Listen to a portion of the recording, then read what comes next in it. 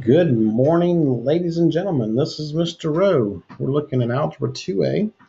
We're going to focus on Lesson 11. We're going to look at just the examples that require you to do the quadratic equations. That's about 3 of the problems. And we're going to look at 4 examples so you can see a couple types. So this is just kind of missed a whole bunch, and I'm wanting to just kind of explain what I want to see and what I need to see. So let's get started.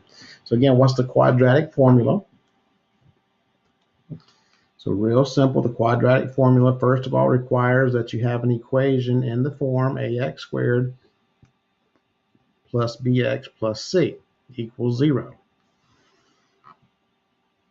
You're going to know the values of a, b, and c because it's going to be in the equation. If one of the terms is missing, the value for that part will be 0. And then we're going to use the formula, which is x equals the opposite of b plus or minus the square root of b squared minus 4ac, and then everything is divided by 2a. So that's the formula. You fill in, simplify. Now in this lesson, you don't use decimals. You're going to use either rational answers or fractions, or you'll have a simplified radical answer. So let's take a look at our first example. So now, for the first example, we've got 6x squared minus 24 equals 10x. The standard form has everything on one side. So we want to get everything on one side first. So we're going to subtract 10x from each side. And those are going to cancel, leaving me with the 0 that I need on that side. And then we'll have 6x squared minus 10x minus 24. Now here is one of the first little tricks you need to understand. Everything in this example is divisible by 2.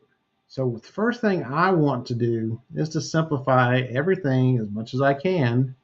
That makes simplifying later easier. So I'm going to divide everything by 2 just to make this easier. If you don't do this, you'll still get the right answer. You'll just have more work to do simplifying on the back end. So this gives me 3x squared minus 5x minus 12 equals 0.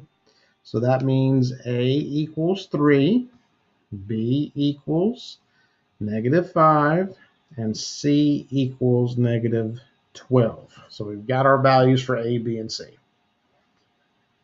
So now we're going to move over to the next slide. So take a second to write this down so you can see it on the next slide. So we've got a equals 3, b equals negative 5, and c equals negative 12. And we're going to use our quadratic formula here.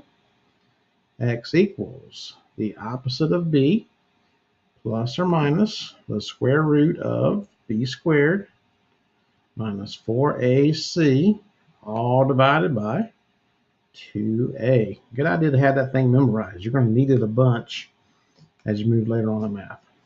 All right, so here we go. So we're just going to substitute now. The opposite of b. So b is negative 5, so the opposite of b is positive 5. So we got positive 5 plus or minus. Now here is where people mess up the most when they fill in. Make sure you use parentheses right here. That's going to be a negative 5 squared. And real quickly, if you had a calculator, and I'm just going to see if I can pull my calculator up real quick. It'll take but a second, I hope. And then let me just show you what's going to happen.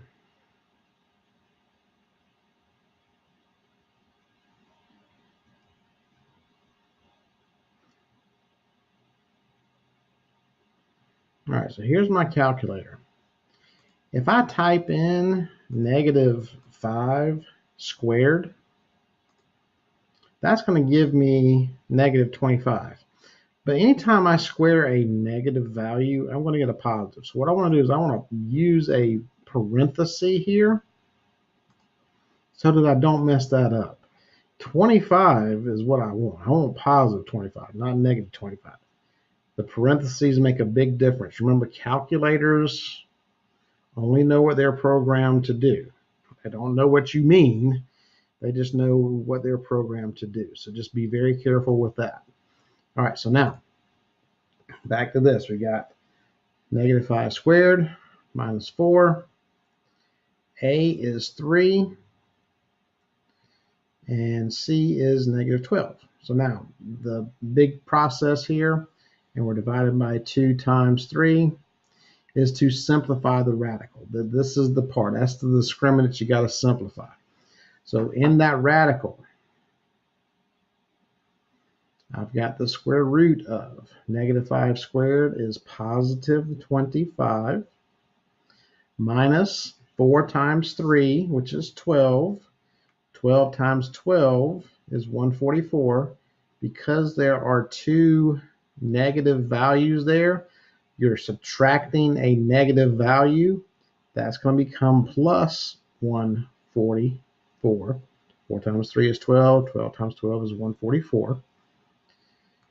In the denominator, I've got 2 times 3, which is 6.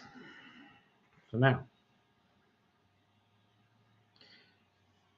keep simplifying. I'm going to end up with 5 plus or minus the square root of 169 divided by 6. Square root of 169, check the value first, make sure it's a perfect square. It actually is a perfect square. So real quick, second square root 169 is 13. So 13 is the square root of 169. So we got 5 plus or minus 13 all divided by 6. Now you have to separate that into its 2 rational answers. So I've got 5 plus 13 divided by 6. And I have 5 minus 13 divided by 6. Well, 5 plus 13 is 18.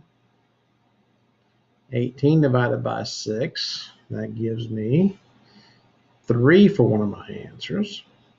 5 minus 13 is negative 8. And the negative 8 divided by 6, and I'm going to move that right here, reduces to negative 4 thirds. So those are my 2 rational answers. So that's how you're going to apply the quadratic formula. Yes, it's a lot of work. Yes, you need to show all of it. You are welcome to write it on paper and then submit a picture. Matter of fact, I almost prefer that now because I can just quickly look at what you're doing. All right, so here's the next example. 4x squared minus x minus 60 equals 0. It's already in standard form. I can't divide anything to make it simpler, so I just need to get started. So what's A? A is 4.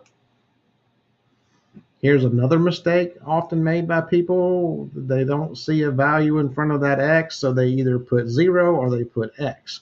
Well, there is a number assumed to be right there. It's 1. So B is negative 1. C is 60, negative 60.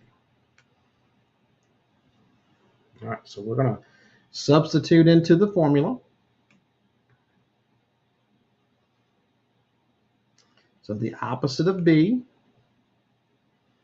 plus or minus the square root of b squared minus 4ac, all divided by 2a. And yes, I'm going to write that down every time, so should you. All right, so what's the opposite of b? The opposite of negative 1 is positive 1, plus or minus square root of b squared. Again, negative 1 in parentheses squared, minus 4 times a, which is 4, times c, which is negative 60, all divided by 2 times positive 4. And again, here comes the hard part of this whole subject, simplifying the radical. So we're going to simplify the radical. I'm going to go ahead and move to the next screen. Let's actually simplify one step first while we're on this screen, and then we'll move to the next screen. So we end up with 1 plus or minus square root of 1, 4 times 4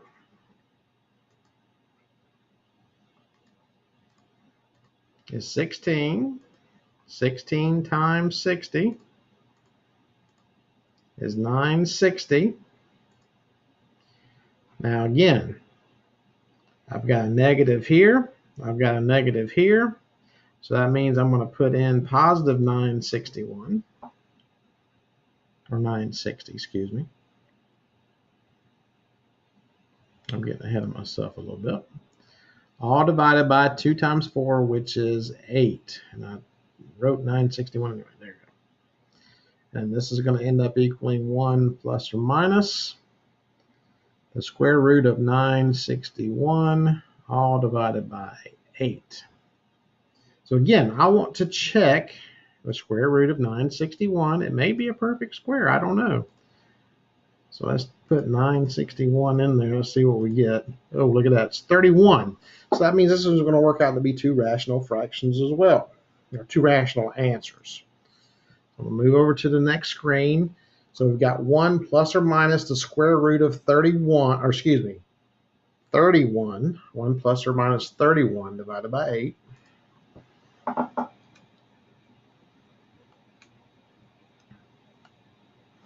So that means I have 2 answers, 1 plus 31 divided by 8, and then 1 minus 31 divided by 8. Well, 1 plus 31 is 32. 32 divided by 8 is 4. My second answer here, 1 minus 31 is negative 30. Divided by 8, this just reduces to negative 15 over 4. And so there, ladies and gentlemen, is your 2 rational answers.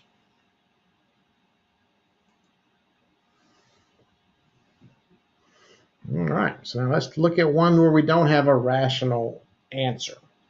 Now we're going to have some later on in the course where there's negative values in the radical, and we're still going to be able to simplify those, but we're going to use imaginary complex numbers. So we're not going to talk about those in this video. So first of all, we got to get 1 over there with everything else. So we're going to add 1 to each side. And then that's going to give me 5x squared minus 10x plus 1 equals 0. And then we have a, b, and c. So a is 5. B is negative 10. And c is 1. So fill into the formula.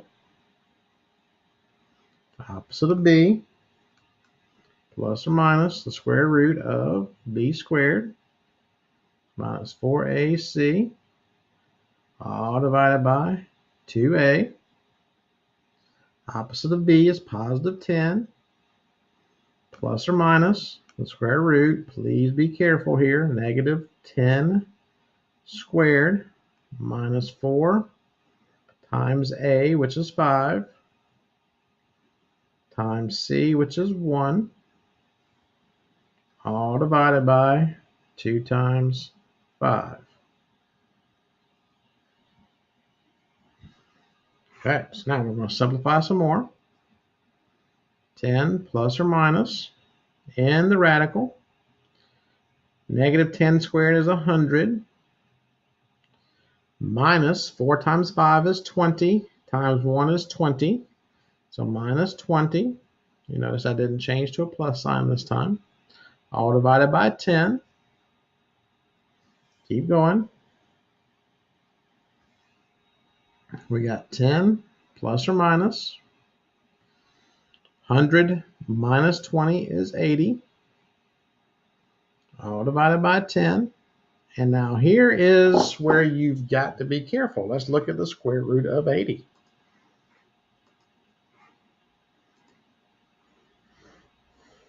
Second Square root 80.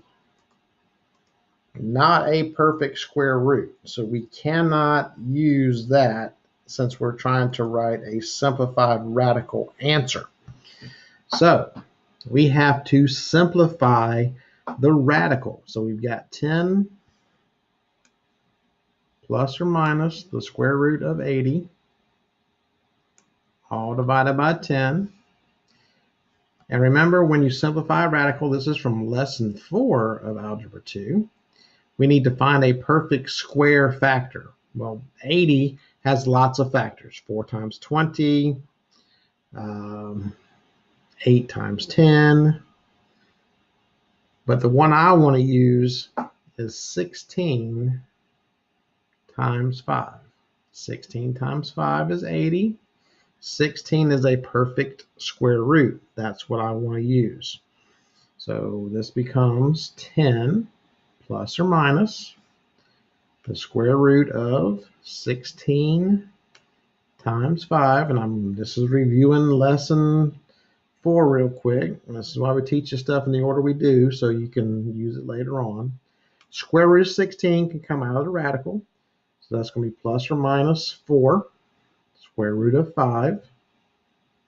Square root of 16 is 4 divided by 10. And then all we can do here is just simplify, because each term is divisible by 2, each coefficient. This becomes 5 plus or minus 2 square root of 5, all divided by 5. And so that would be your final simplified answer.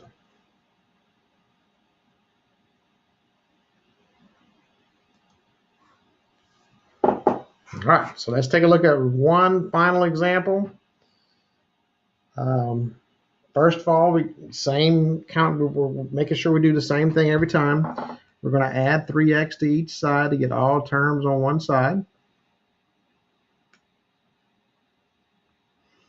We'll make that look like a 3, Mr. Rowe. There you go.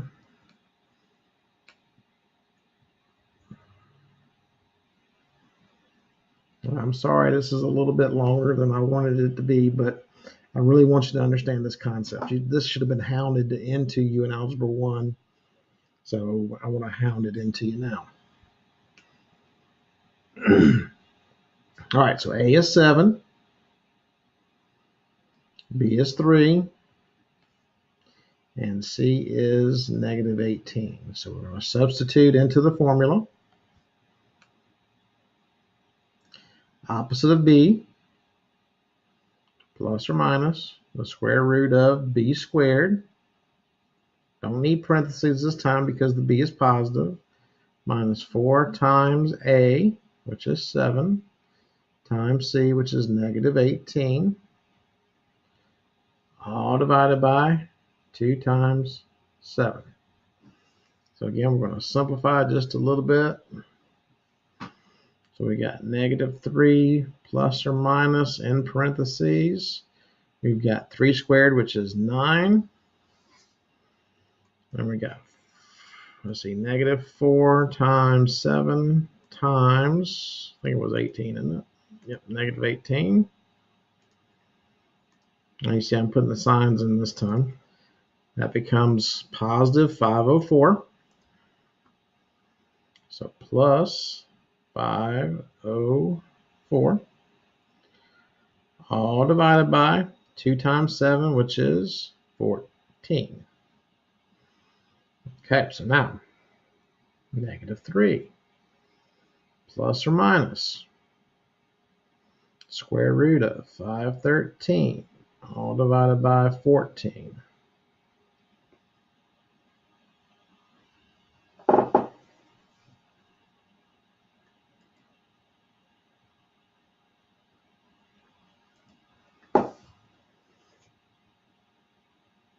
So we're going to check the square root of 513.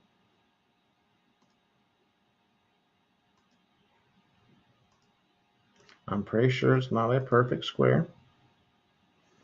I guess Mr. Rowe needs to pay attention to the way he's got on his screen over there, don't he? All right, so let's clear that out.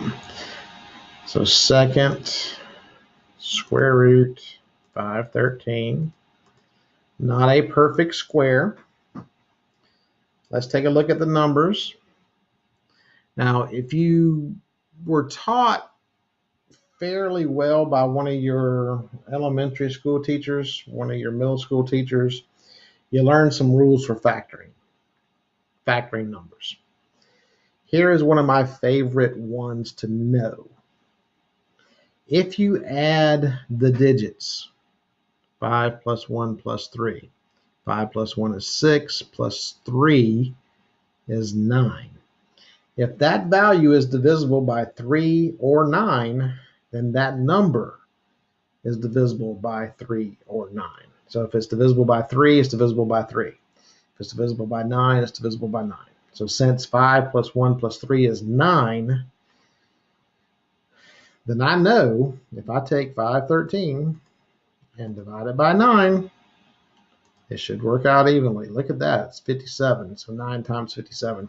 I'm going to use that in just a second. So let's get back over here. So I've got -3 plus or minus the square root. What was that? 513? 513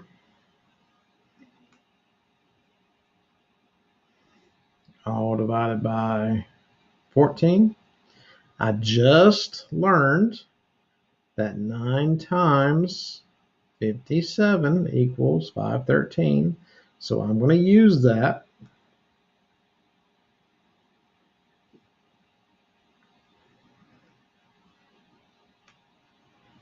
And again, this is review from lesson 4. I can take the square root of any perfect square out of the radical. That's a perfect square. So then my final answer here is going to become -3 plus or minus 3 times the square root of 57, all divided by 14. And that's a simplified radical answer, perfectly good answer. Nothing else simplifies.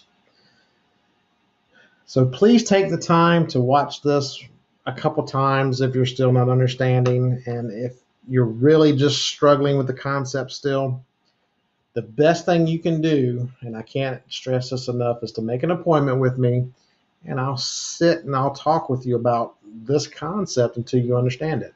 So send me a teacher message if you're struggling. Make an appointment for a help session.